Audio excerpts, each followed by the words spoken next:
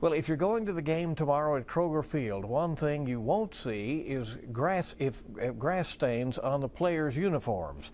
So Donna brought up a good question, asking, what is the benefit of artificial turf? Safer, cheaper, less maintenance?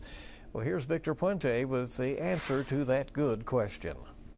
There are some benefits to a turf field versus a grass one, but safety doesn't seem to be one of them. The president of the NFL Players Association asked the league to move to all grass playing surfaces. The NFLPA had previously cited a study showing the players have a 28% higher rate of non-contact lower extremity injuries when playing on artificial turf, but those studies are still ongoing. There is no definitive answer on that. Now in the NFL, the fields are pretty split, 50-50 turf versus grass. On the college level, turf is the norm. Last year, the AP reported that 71% of Division I schools have turf football fields. The initial cost for a turf field can be expensive. The Herald-Leader reported that the newest turf fields for the Nutter Fieldhouse and Kroger Field cost a combined $1.8 million.